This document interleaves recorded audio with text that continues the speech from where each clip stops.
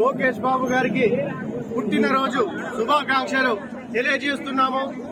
నేను గంటానారాయణ అనే వ్యక్తి కాకుండా రాజంపేట ప్రజలంతా ఈరోజు లోకేష్ బాబు గారికి పుట్టినరోజు శుభాకాంక్షలు తెలియజేస్తున్నాం. Happy birthday to Lokesh Babu గారు.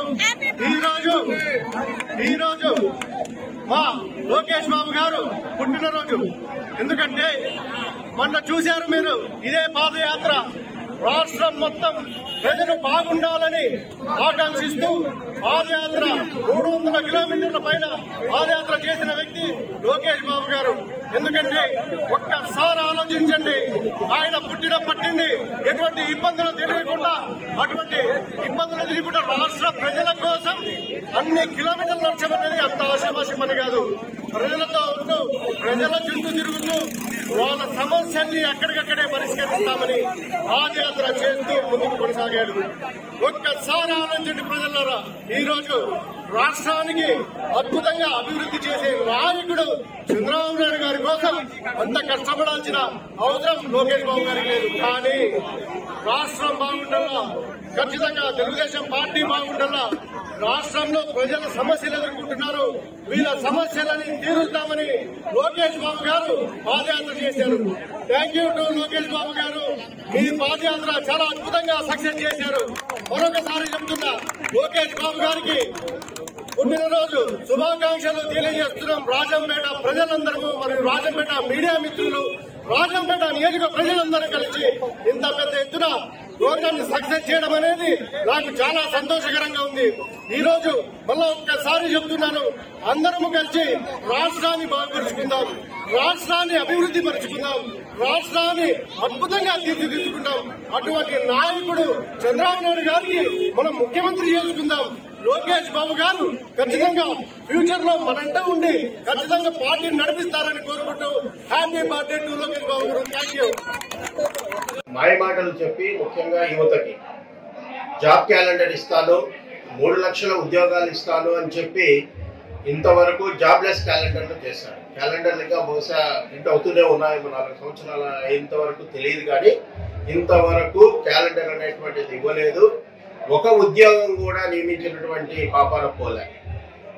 కేవలం పేదలను నియంత్రించి వాళ్ళని తిరిగి ఇబ్బందులు పెట్టాలన్న ఉద్దేశంతో కేవలం వాలంటీర్లు నియమించడం తప్ప, ఆ సచివాలయాల్లో నియమించడం తప్ప ఎటువంటి నియామకాలు చేపట్టలేదు.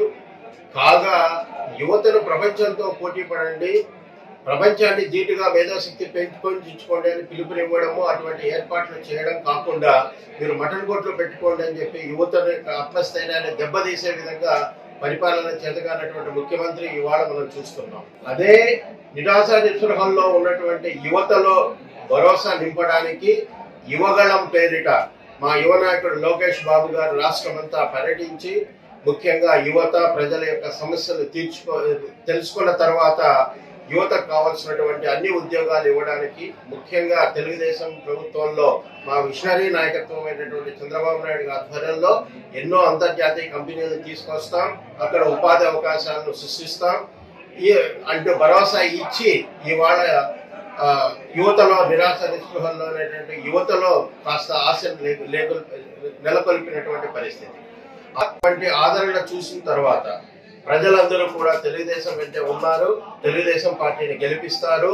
వచ్చే రోజుల్లో లోకేష్ గారి నాయకత్వంలో యువతకు అందరికీ కూడా మంచి క్యాలెండర్లు ఇచ్చి, ఉద్యోగాలు ఇచ్చి, కర్మాగారాలను తీసుకొచ్చి వాళ్ళను జీవితంలో సెటిల్ అయ్యే విధంగా చూసేటటువంటి బాధ్యత తెలుగుదేశం పార్టీ తీసుకుంటుందని తెలియజేస్తున్నాం. ఎక్కడ చూసినా ఊరు వాడ పల్లె పట్టణం అనే భేదం లేకుండా ప్రతి ఒక్కరూ కూడా ఈరోజు జయహో నారా లోకేష్ అని మాట్లాడుతున్న తీరు, ఎక్కడ చూసినా బర్త్డే కేక్ కట్ చేయడము, ఇవన్నీ కూడా చూస్తే ఈరోజు నిజంగా ఒక పండుగలాగా ఉంది.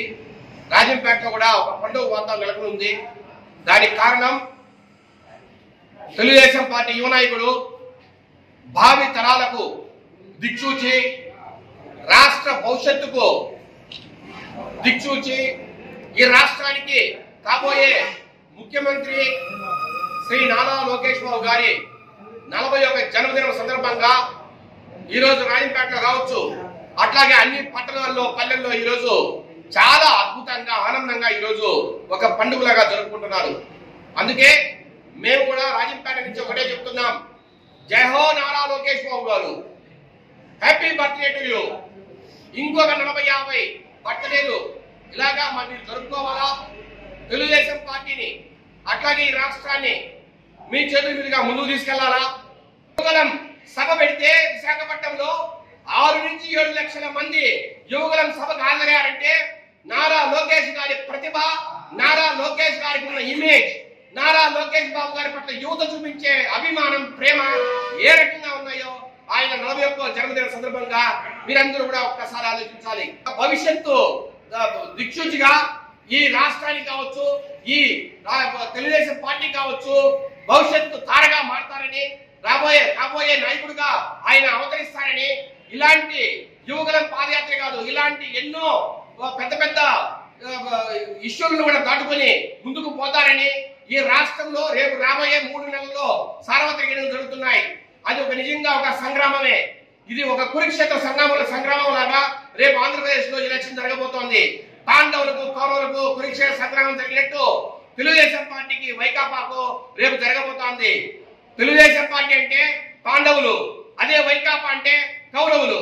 రేపు రాబోయే రోజుల్లో పాండవుల్లాగా నారా లోకేష్ బాబు గారు, అట్లాగే పవన్ కళ్యాణ్ గారు, అట్లాగే చంద్రబాబు నాయుడు గారు అందరూ కూడా కలిసి కౌరవులు ఎదుర్కొనే పరిస్థితి.